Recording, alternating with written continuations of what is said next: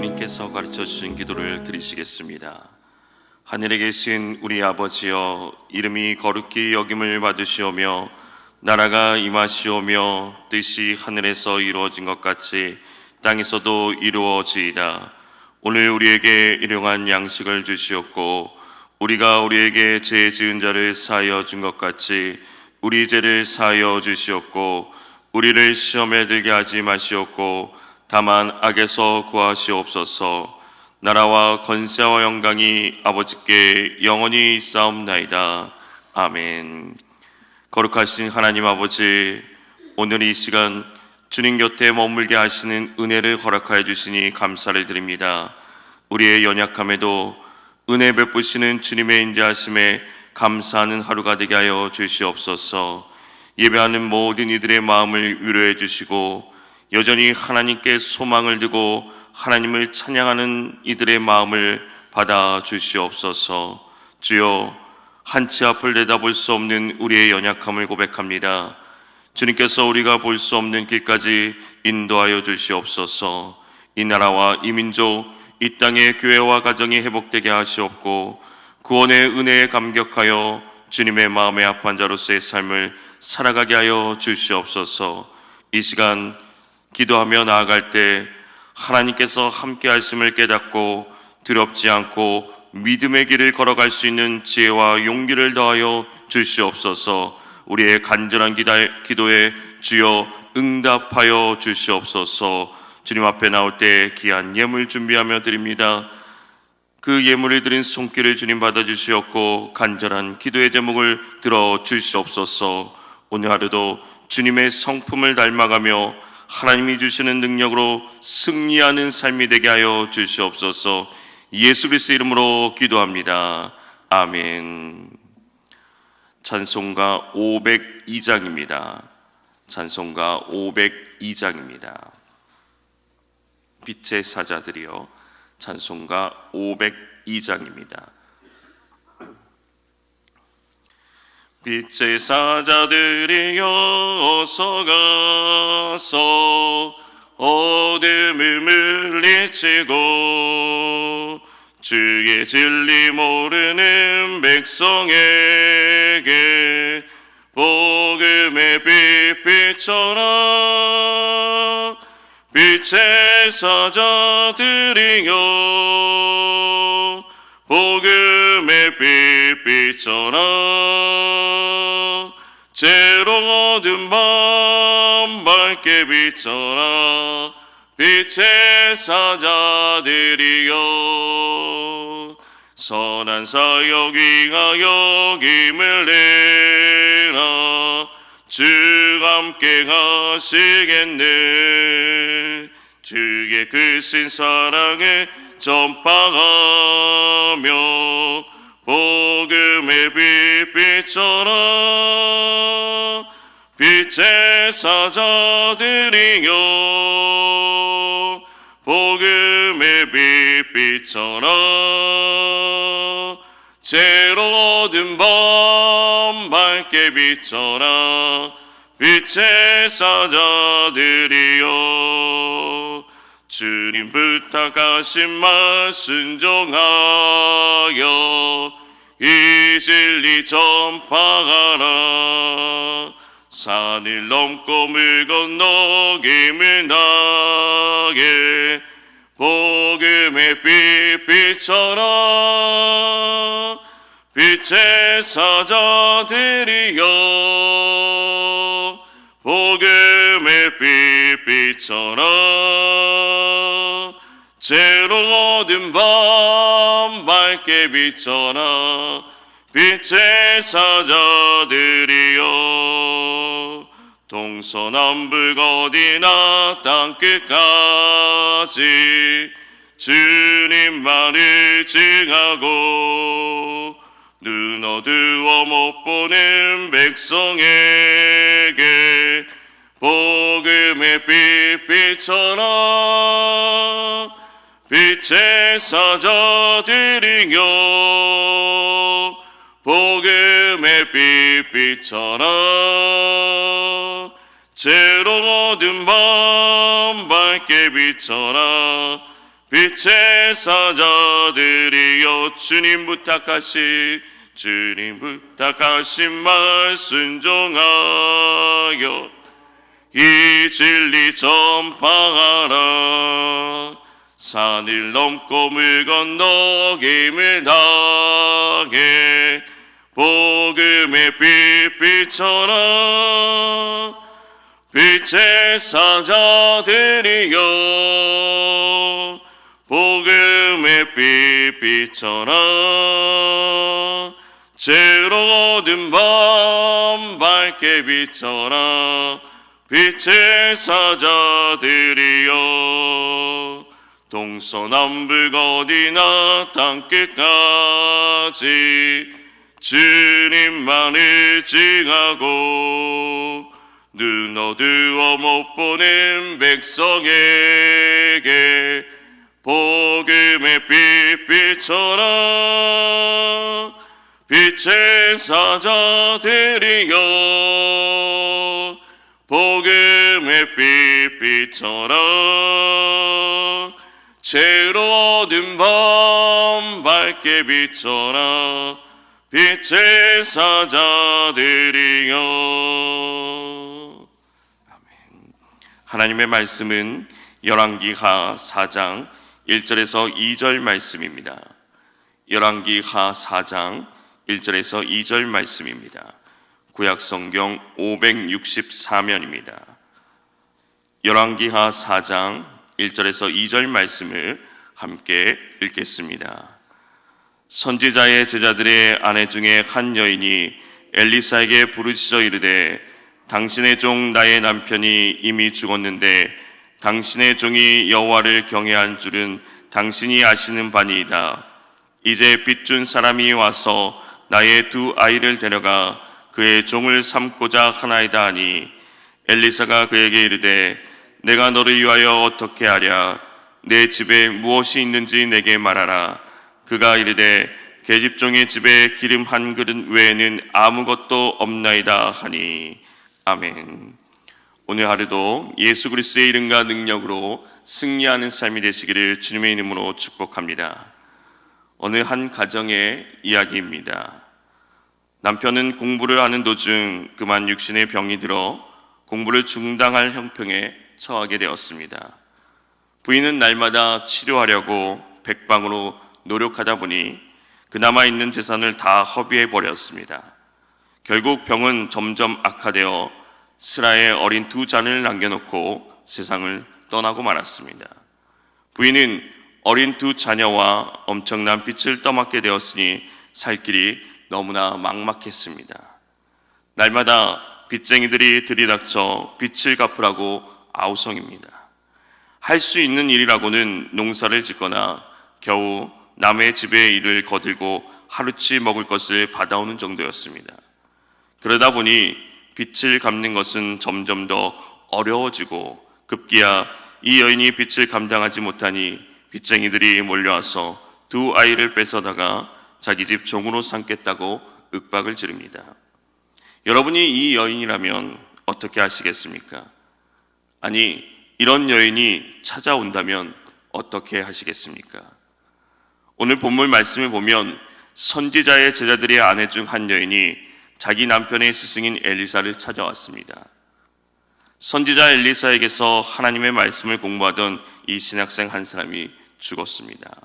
사인이 무엇인지 모르지만은 남편을 잃은 부인이 엘리사 앞에 와 울부짖고 있습니다. 이 여인은 부르짖을 수밖에 없었습니다. 그 속에 담겨있는 응어리가 너무나도 많았기 때문입니다. 엘리사를 찾아가 조용조용하게 자신의 형편을 이야기할 수 있는 마음이 아닙니다.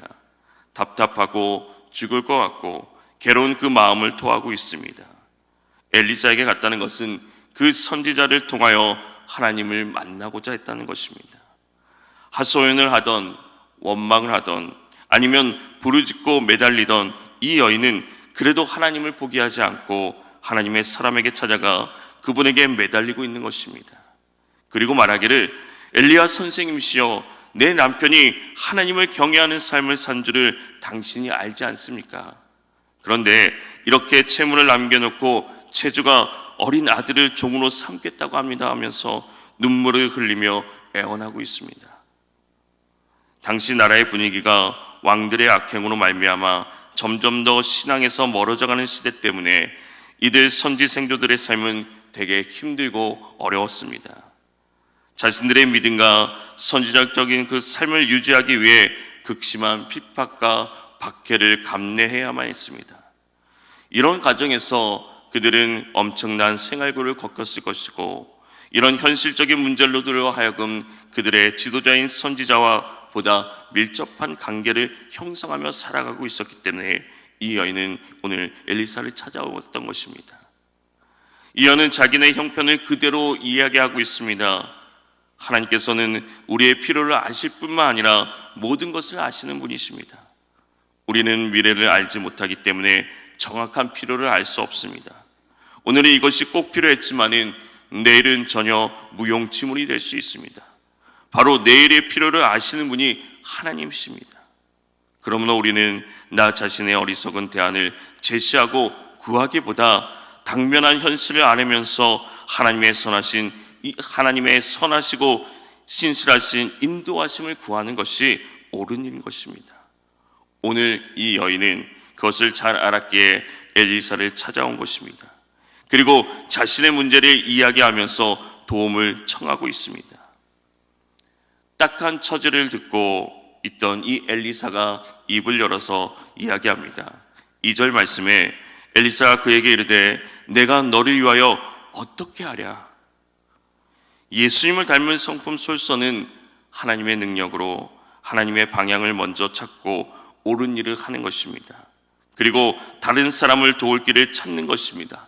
그래서 무엇을 도와드릴까요? 라고 묻는 것에서 시작하는 것입니다.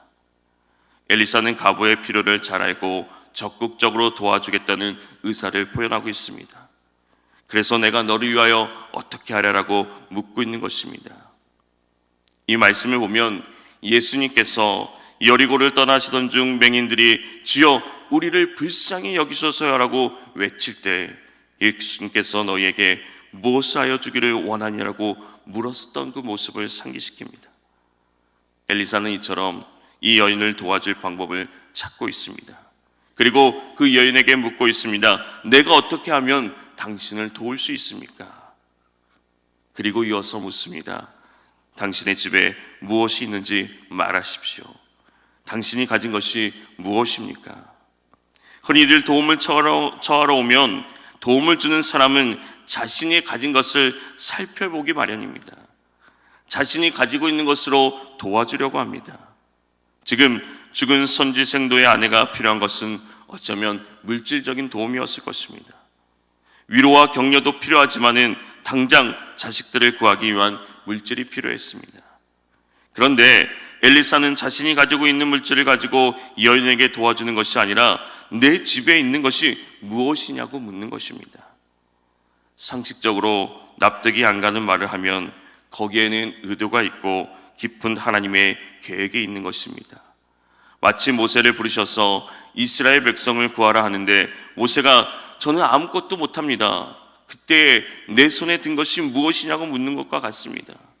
강야에서 이스라엘 백성들이 먹을 것이 없어 줄이고 있을 때 제자들에게 너희가 먹을 것을 주어라 하는 것과 같은 것입니다.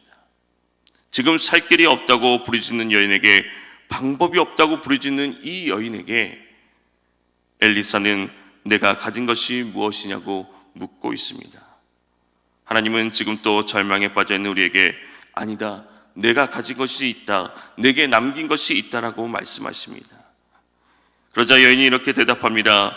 그가 이르되 계집종의 집에 기름 한 그릇 외에는 아무것도 없나이다. 기름 한 그릇, 기름 한 병 외에는 아무것도 없다는 것입니다. 아무것도 없는 줄 알았는데 생각해보니 기름 한 그릇이 있었다고 고백하고 있습니다. 아무것도 없어도 마지막에 남아있는 이 기름 한 그릇이 있음을 깨닫게 되었습니다. 이 양은 매우 작은 양입니다. 한 사람에게 기름 부을 정도로 밖에 되지 않는 기름의 양이라고 얘기합니다.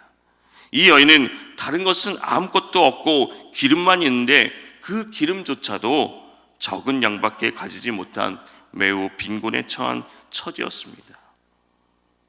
엘리사는 제자의 아내에게 어떻게 하면 도움이 되겠는지 알기를 원하였습니다. 그래서 그 집안에 무엇이 남아있는지를 묻고 있는 것입니다. 그리고 도움을 청하신 손길 위에 아무도 상상할 수 없는 그 작은 것에서부터 하나님의 놀라운 은혜를 보기를 원했습니다.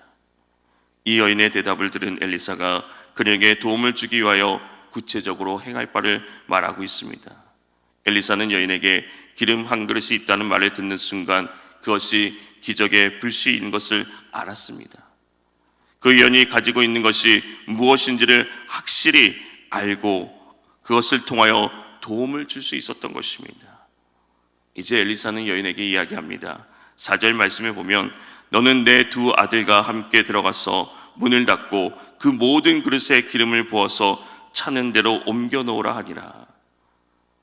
가서 이웃에게 그릇을 빌리고 그 빈 그릇을 빌리되 조금만 빌리지 말고 또 많이 빌려서 내 두 아들과 함께 방으로 들어가서 문을 닫고 모든 그릇에 기름을 부어 차는 대로 옮겨 놓으라. 여인은 엘리사의 말에 아무 소리도 하지 않고 즉각 순종합니다. 후다닥 달려나가서 할 수 있는 만큼, 가져올 수 있는 만큼 모든 그릇을 가져옵니다. 이성적으로 생각할 때 엘리사의 이 요구는 황당한 요구였을 것입니다. 지금 빚쟁이가 독촉하며 아들을 달라고 하고 있는데 이웃에게 나가서 또 그 빈 그릇을 빌려오라고 하니 어찌 이것이 말이 되는 이야기겠습니까? 그것도 조금이 아니라 할 수 있는 대로 많이 빌리라고 얘기하고 있습니다. 그러나 이 여인은 아무 말도 하지 않고 그 엘리사의 말에 순종하였습니다. 그러자 여인이 가져온 그 그릇마다 기름이 가득 채워집니다. 기적은 하나님이 베푸십니다. 그러나 그 기적을 담을 그릇은 우리가 준비해야 되는 것입니다. 우리가 준비한 믿음의 분량만큼 하나님께서는 응답하시는 것입니다. 사랑하는 성도 여러분, 하나님은 엘리사를 통하여 이 여인과 그 가정에 놀라운 은혜를 보여주셨습니다. 그것은 엘리사에게 찾아온 여인에게 무엇을 도와주기 원하냐는 말에서 시작되었습니다. 그리고 그 여인이 가지고 있는 것이 무엇인지 확실히 알고 그것을 사용하였습니다. 다른 사람을 돕는다는 것이 전적으로 책임진다는 것만을 말하는 것은 아닙니다. 그가 가지고 있는 것이 무엇인지를 알고 가지고 있는 것을 사용할 수 있도록 도움을 주는 것도 하나의 방법이 되는 것입니다. 오늘 예수님의 성품을 닮아가며 솔선을 생각하며 나아갈 때 도움이 필요한 이웃에게 먼저 손 내밀며 그 도움의 손길을 전하며 나아갈 때 차고 넘치도록 채워주시는 놀라운 하나님의 은혜를 경험하는 저와 여러분이 되시기를 주님의 이름으로 축원합니다. 하나님 아버지, 오늘 또 주님의 은혜가 없으면 살 수가 없음을 고백합니다. 주님이 주시는 은혜로 오늘 또 살아가게 하옵소서. 엘리사를 통하여 도움의 손길이 필요한 여인의 가정에 베푸신 은혜를 돌아보게 됩니다. 나에게 주신 것이 무엇인지를 알게 하시고 믿음의 분량대로 채워주시는 하나님의 은혜를 경험하며 살아가게 하옵소서. 받은 은혜를 기억하면서 나의 도움이 손길이 필요한 이웃이 있는지 돌아보게 하시고 돕는 손길이 되게 하여 주시옵소서. 우리의 어려움을 아시는 주님, 오늘 또 간절히 부르짖으며 나아갈 때 도움의 손길을 통하여 주님의 은혜를 깨달아 알게 하여 주시옵소서. 간절한 간구에 주여 들으시고 응답하여 주시옵소서. 오늘 또 주님의 성품인 솔선을 깨달아 알게 하시고 예수 그리스도의 그 성품을 닮아가는 삶이 되게 하여 주시옵소서. 간절히 기도하며 나가는 이 시간 주여 들으시고 응답하여 주시옵소서. 예수님의 이름으로 기도합니다. 아멘. 주여, 주님의 은혜와 사랑을 먼저 알고 도움의 손길이 되기를 간절히 소망합니다. 주님의 이름을 간절히 부르며 기도하며 나아가겠습니다. 주여!